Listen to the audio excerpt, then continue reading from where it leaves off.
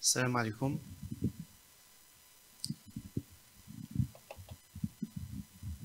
Chers collègues et amis, je suis très honoré d'être ici parmi vous, dans ma ville natale, Chlef, que je n'ai pas revue depuis 50 ans. Donc merci à l'association du corps médical privé de la wilaya de Chlef de m'avoir donné cette opportunité.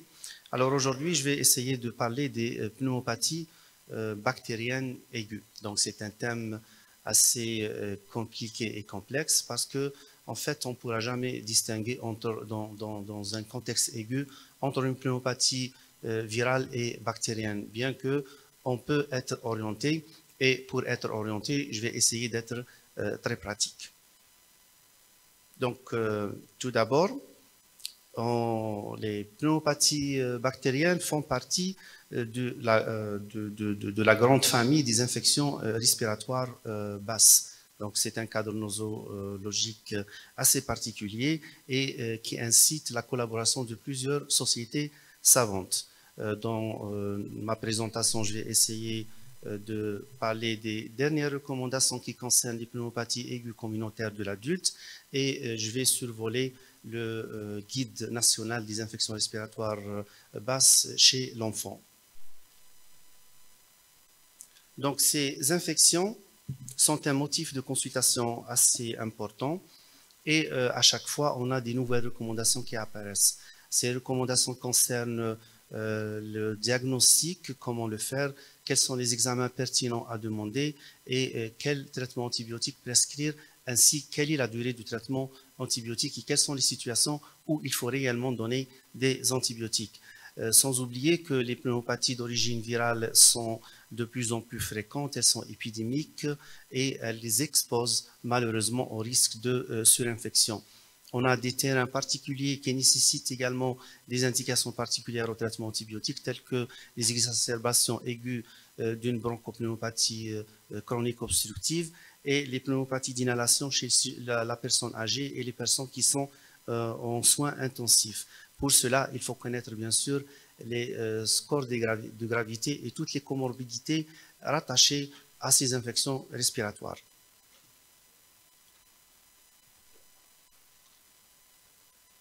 Tout d'abord, sous le terme d'infection respiratoire basse, on distingue les bronchites qui sont les plus fréquentes. On distingue les bronchopneumopathies chroniques obstructives avec les exacerbations plutôt aiguës des BPCO qui représentent à peu près 15% et les pneumopathies aiguës communautaires qui représentent 10%. Et en voyant la virologie ou bien l'aspect microbiologique de ces infections, on voit que les bronchites sont plutôt d'origine virale, que les bronchiolites sont purement virales et parmi les pneumopathies aiguës communautaires, on a les causes virales et les causes bactériennes. Et malheureusement, on peut dire que ces pathologies incitent à la prescription des antibiotiques dans plus de 95% des cas. Or, on est censé, si on veut dire que uniquement les pneumopathies aiguës communautaires et les exacerbations aiguës des BPCO peuvent nécessiter un traitement antibiotique et ils ne représentent que 25% parmi toutes ces pathologies.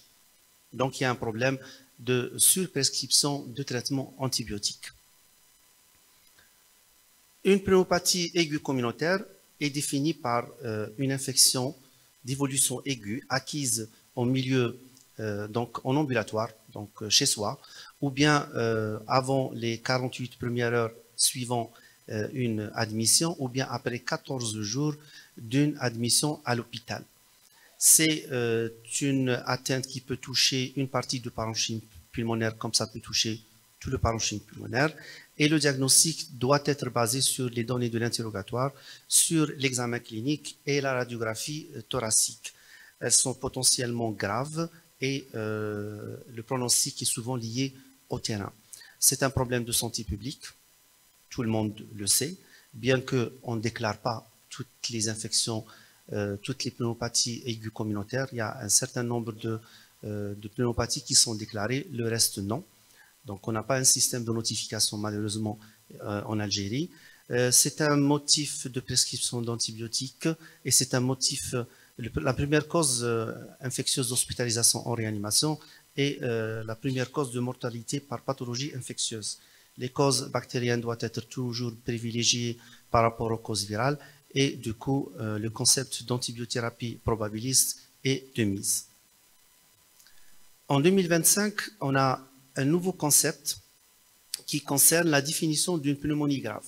Donc, devant toute pneumopathie diagnostiquée, il faut toujours rechercher ces éléments qui vont classer cette pneumopathie en étant une pneumopathie grave, parce que la conduite va changer. Si on a des signes en faveur d'une pneumonie, d'une pneumopathie grave, il faut hospitaliser d'emblée en unité de soins intensifs. Si la pneumopathie n'est pas grave, on peut la traiter en ambulatoire ou même en hospitalier, mais le pronostic va être meilleur.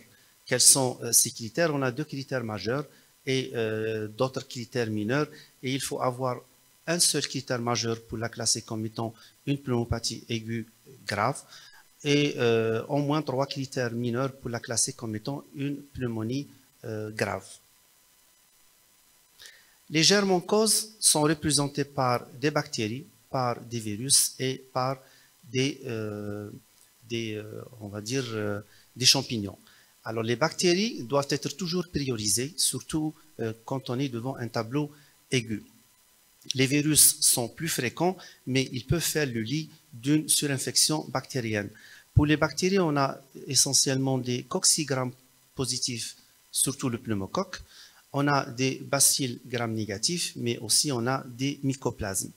Le pneumocoque doit être toujours privilégié pour commencer un traitement antibiotique de première intention et faire une évaluation par la suite. Les germes dits atypiques, surtout les germes intracellulaires, doivent être évoqués selon certains critères et en cas de non-réponse à un traitement de première intention. Sur le plan, disons, bactériologique, on peut dire que les 2 tiers des pneumonies sont dues à 3 germes essentiels, le pneumocoque, Mycoplasma pneumonie et Legionella pneumophila. Et pour avoir une infection bactérienne de poumon, il faut franchir les défenses immunitaires qui peuvent être des défenses mécaniques, représentées essentiellement par la filtration de l'air inspiré au niveau des voies aériennes supérieures, l'escalador mucocillaire, mais également les défenses immunitaires humorales et cellulaires. Donc, ce n'est pas tout le monde qui va pouvoir être infecté. Si on a une infection des voies respiratoires supérieures par un virus, alors ces défenses primaires vont être compromises et à ce moment-là, une bactérie aura l'occasion de passer vers le parenchyme pulmonaire et provoquer une pneumonie. De même que si une personne a un déficit immunitaire, qu'il soit inné ou acquis, elle risque également de faire des infections pulmonaires. Ces notions basiques nous obligent à chaque fois à chercher un terrain devant toute pneumonie et appliquer ce qu'on appelle les scores de gravité. On distingue en fait 3 types de pneumonie. Une pneumonie alvéolaire dite typique, où le début est brutal, il y a une progression de l'infection par contiguïté à partir des espaces aériens distaux, et l'exemple type c'est la pneumonie franche lobaire aiguë, la PFLA. On a des pneumonies interstitielles ou réticulo-interstitielles qui sont dites atypiques, et là le début est souvent progressif et on a l'association de signes extrapulmonaires. L'exemple type c'est la légionellose et le mycoplasme, et on peut avoir un tableau de bronchopneumonie qui sont des tableaux plus graves, ça donne des pneumopathies nécrosantes, la teinte est mixte et avec participation des lobes postérieurs. Et l'exemple type, c'est la pneumopathie d'inhalation. Comment diagnostiquer cliniquement une pneumonie? Alors, parce que ça fait partie des infections respiratoires basses, le tableau clinique est représenté par une symptomatologie faite d'une toux, plus ou moins expectoration et fièvre. Alors, ce qui plaide en faveur d'une pneumonie, c'est plutôt une fièvre élevée avec une tachycardie, une polypnée, des douleurs thoraciques et des râles crépitants à l'auscultation, avec une impression globale de gravité et l'absence d'une infection respiratoire des voies supérieures, des voies aériennes supérieures. Par contre, pour une bronchite aiguë, il faut plutôt, on va chercher plutôt une symptomatologie un petit peu bruyante, avec une fièvre qui est inconstante et des brûlures rétrosternales. Et souvent, le tableau clinique est précédé par une infection des voies aériennes supérieures. Quand on ausculte, on va trouver plutôt une auscultation normale ou bien des râles bronchiques diffus. Puisque les 3 germes suscités ont été incriminés dans les pneumopathies aiguës communautaires bactériennes, donc ça serait bien de connaître quelle est la différence entre les 3 entités. Tout d'abord, le pneumocoque préfère des personnes plus de 40 ans avec comorbidité, surtout une immunodépression. Le mycoplasme pneumoniae, c'est plutôt une population plus jeune. Et les légionelles, c'est des sujets âgés, de sexe masculin le plus souvent, qui ont des comorbidités, qui prennent de l'alcool, ils sont tabagiques et immunodéprimés. Le contexte pour le pneumocoque, ça survient souvent après une infection respiratoire virale, telle qu'une grippe. Le mycoplasme pneumoniae, c'est plutôt après, dans un contexte d'épidémie familiale ou dans une institution. Et les légionelles, c'est la saison estivale, notion de voyage avec une exposition à des sources d'aérosols. Le début est brutal en cas de pneumocoque et les horaires. On a fièvre frisson, on a des douleurs thoraciques, une toux productive et on a un syndrome de condensation à l'examen. Pour le mycoplasme pneumoniae, c'est plutôt une toux qui traîne, donc c'est un tableau de bronchite qui va être associé à une fièvre non élevée avec des signes ORL, donc des douleurs, des otalgies, une odynophagie et des signes extradigestifs cutanéo-muqueux, ça peut être également neurologique type céphalée. Pour le légionelle, c'est un tableau rapidement progressif, la fièvre est élevée, on n'a pas de signes ORL et on a des signes extra-respiratoires représentés par des signes digestifs type douleur abdominale, diarrhée et même neurologique. Le pouls est souvent dissocié. Sur le plan biologique, le pneumocoque donne souvent un syndrome inflammatoire avec une CRP très élevée et une augmentation des polynucléaires neutrophiles. Quant au mycoplasme pneumoniae, c'est plutôt une anémie hémolytique qu'on recherche avec une insuffisance rénale. Pour les légionelles, c'est plutôt une insuffisance rénale avec hyponatrémie, une cytolyse hépatique et la CRP n'est pas très élevée si on la compare au pneumocoque.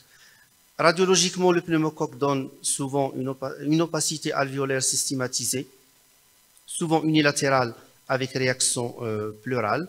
Le mycoplasme pneumoniae, ça donne typiquement un infiltrat non systématisé des 2 bases et le légionelle donne des opacités alvéolaires unies ou bilatérales. Donc ça, c'est des exemples des cas de PFL atypique chez un homme de 56 ans qui est sérotique, donc le terrain, qui a une fièvre très élevée à 39, à début brutal, une impression de gravité. La radiographie pulmonaire montre une opacité alvéolaire systématisée du lingula. On a fait des hémocultures et on a isolé le pneumocoque aux hémocultures. Le deuxième cas, c'est un jeune militaire de 22 ans. Progressivement, depuis 3 jours, il fait de la fièvre qui n'est pas très élevée. Il a une otalgie, il a une dysphagie avec des douleurs musculaires et une éruption maculeuse type érythème polymorphe. Et il vous signale qu'il y a 6 syndromes grippaux chez ses amis. Donc, au cours de la dernière semaine, on fait une radiographie, c'est des infiltrats bilatéraux et la sérologie est revenue par la suite positive pour mycoplasma pneumoniae. Le troisième cas est un homme de 67 ans qui est bronchopneumopathe chronique, stade 3, donc température très élevée à 39,2, débuté brutalement la veille et il est polypnéique à 30 cycles par minute, il a une confusion mentale, des douleurs abdominales, une tension artérielle à 9,5, donc une hypotension, un pouls à 130 et une saturation en oxygène à 86%. Les opacités sont alvéolaires bilatérales. Alors, on l'a classé comme une légionellose grave, vu l'existence de au moins 3 signes mineurs de la classification des pneumopathies aiguës communautaires graves que je viens de citer au début. Donc, on voit que la radiographie du thorax est un élément très important pour poser le diagnostic d'une pneumopathie aiguë communautaire. Sauf que si on fait la radio très précocement, on risque d'avoir une radiographie normale. Donc, il ne faut pas hésiter à la refaire par la suite.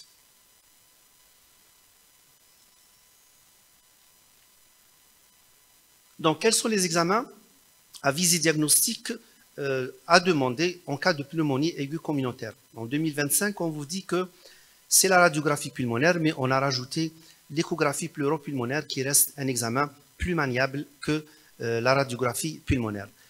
Quand est-ce que je demande le scanner? Le scanner, je le demande quand il y a un doute au diagnostic. Est-ce que je dois demander beaucoup d'examens paracliniques? Alors, on vous dit que la CRP et la procalcitonine ne sont pas des examens à demander, ni pour le diagnostic, ni pour le suivi thérapeutique. Est-ce que je demande une antigénurie légionnelle ou à pneumocoque? Oui, on peut les demander dans les pneumopathies aiguës communautaires non graves, mais uniquement pour les légionnelles, et c'est à l'estimation du médecin. Par contre, pour les pneumopathies aiguës communautaires graves, il faut les demander tous les deux. Est-ce que je dois réaliser un prélèvement respiratoire à visée bactériologique? Dans la majorité des cas, uniquement pour les pneumopathies qui ont nécessité une hospitalisation et selon le cas. Et il faut avoir un bon prélèvement pour réaliser une étude bactériologique qui pourra vous donner une certitude diagnostique parce qu'on sait que l'arbre respiratoire n'est pas très stérile pour pouvoir en juger par rapport à un germe isolé. Alors, quand est-ce qu'il faut utiliser des tests de PCR devant une pneumopathie aiguë communautaire? Alors, on vous dit que le panel respiratoire supérieur n'est pas nécessaire. Il est nécessaire quand on suspecte que l'origine est virale. Donc, je peux faire une PCR pour le SARS-CoV-2, pour la grippe, par exemple. Par contre, pour le panel bas, donc il n'est pas souvent nécessaire de réaliser des PCR, sauf si vous avez des prélèvements de haute qualité. Quelles sont les comorbidités à considérer pour décider une antibiothérapie de première intention devant une pneumopathie aiguë communautaire? Alors là, c'est évident que les comorbidités ont été bien définies. On a 11 comorbidités et on vous dit qu'une seule comorbidité suffit de modifier le choix de l'amoxicilline comme étant la première molécule à donner devant une pneumopathie aiguë communautaire. Mais également, l'âge qui était considéré comme un élément important, actuellement, non. L'âge seul, sans comorbidité, n'est pas un argument pour décider l'antibiothérapie. Et l'asthme également n'est pas une pathologie ou bien une comorbidité qui pourra modifier le choix du traitement antibiotique. On a toujours évalué la gravité selon des scores qui sont connus, le score FINE, qui est très performant. Vous avez le score, le CURB 65. On a le score CRB 65 également. Et nous avons le score ATS de l'American Thoracic Society. Tous ces scores restent quand même de mise, mais devant une pneumopathie aiguë communautaire, c'est la définition d'une pneumonie grave qui prime actuellement. Devant une pneumopathie, il faut toujours rechercher est-ce qu'on a des signes de gravité. Si vous avez des signes de gravité, le patient doit être hospitalisé en unité de soins intensifs. Si vous n'avez pas de signes de gravité, vous pouvez traiter le patient en ambulatoire ou en hospitalier selon ce qu'on va voir maintenant. Donc, comment traiter et suivre une pneumopathie aiguë communautaire? Tout d'abord, on cherche les signes de gravité ou une situation particulière. Si vous les avez, il faut hospitaliser le patient. Maintenant, vous n'avez pas des signes de gravité, il faut rechercher les facteurs de risque de mortalité. Et on se réfère à ce moment-là à l'âge. Une personne qui a plus de 65 ans, sans facteur de risque, je peux le traiter en ambulatoire. Une personne qui a plus de 65 ans avec au moins un facteur de risque, on recommande l'hospitalisation. Maintenant, si vous avez une personne qui a moins de 65 ans, qui n'a pas de facteur de risque ou qui a un seul facteur de risque, vous pouvez traiter en ambulatoire. Si cette personne a deux facteurs de risque ou plus, alors l'hospitalisation est de mise. Qu'est-ce qu'on doit mettre? Le traitement de première intention en cas d'absence de comorbidité, c'est l'amoxicilline. La pristinamycine est une alternative. Si vous avez au moins une comorbidité, si vous suspectez que c'est une pneumopathie liée à une surinfection après une grippe, alors c'est l'augmentin qui doit être utilisé en première intention, et les céphalosporines de troisième génération sont une alternative. Maintenant, si on évoque un germe atypique, c'est les macrolides, et l'alternative, c'est la pristinamycine ou la doxycycline. On vous dit que la levofloxacine doit être évitée au maximum, et il faut toujours faire une réévaluation à 72 heures. Si le traitement de première intention n'a rien donné, au bout de 72 heures, il faut switcher vers un autre traitement. C'est-à-dire, si j'ai donné de l'amoxicilline et ça n'a rien donné, je dois le remplacer par un macrolide. Si le macrolide a été prescrit et ça n'a rien donné, je dois le changer avec de l'amoxicilline. Pour les pneumopathies sans signe de gravité en hospitalisation, c'est pratiquement la même chose, sauf que pour l'alternative, il n'y a pas de pristinamycine. Et la réévaluation au bout de 72 heures également est de mise. Maintenant, quels sont les antibiotiques à utiliser devant un germe atypique, légionellose, mycoplasma pneumonie ou chlamydophila pneumonie? Là, c'est les macrolides qu'il faut utiliser en première intention. Devant une pneumopathie grave, quelle est l'attitude? Alors, l'attitude initiale, c'est toujours de donner une céphalosporine de troisième génération avec un macrolide. Et l'alternative, c'est la levofloxacine. Je ne vais pas vous embêter par les pneumopathies à Pseudomonas aeruginosa et à staphylocoque parce que c'est l'apanage des services d'hospitalisation, surtout en soins intensifs. Par contre, est-ce que la corticothérapie trouve sa place? Oui, elle a sa place, mais juste devant une pneumopathie aiguë communautaire grave, et il faut écarter toute situation qui contre-indique la corticothérapie. Et le corticoïde qui a été validé, c'est l'imixtuxinate d'hydrocortisone. Le scanner a son indication si au bout de 72 heures, il n'y a pas eu d'amélioration. Et chez les personnes avec un risque de cancer dans les 2 mois qui suivent la pneumopathie aiguë. Alors, c'est juste pour survoler le guide national de prise en charge des infections respiratoires aiguës de l'enfant. Donc, j'ai le format PDF chez moi et je vais le partager avec vos collègues. C'est intéressant de connaître que même chez l'enfant, il y a des recommandations à suivre et que le traitement antibiotique n'est pas systématique. Donc, devant une pneumopathie aiguë de l'enfant, également, on commence de la même façon que chez l'adulte. Et la durée du traitement diffère. Alors, chez l'adulte, la durée du traitement, elle est de 3 à 5 jours, selon des critères de bonne réponse au traitement antibiotique. Alors, cette réduction de durée de traitement des antibiotiques fait partie d'une stratégie mondiale pour justement lutter contre la résistance microbienne, et il s'est avéré que prolonger la durée du traitement est toujours à risque d'acquérir des résistances. Pour la prévention, je ne vais pas vous apprendre grand chose, c'est qu'il faut lutter contre les infections respiratoires basses par une aide au sévrage de tabac, de l'alcool, une bonne hygiène bucco-dentaire, un bon contrôle des comorbidités. Il faut limiter l'utilisation des corticoïdes ainsi que des médicaments qui peuvent donner des troubles de la déglutition et des troubles de la vigilance. Il faut vacciner contre les virus, il faut vacciner contre les bactéries, et il ne faut jamais oublier de déclarer certaines maladies telles que la légionellose, la coqueluche et la Covid-19.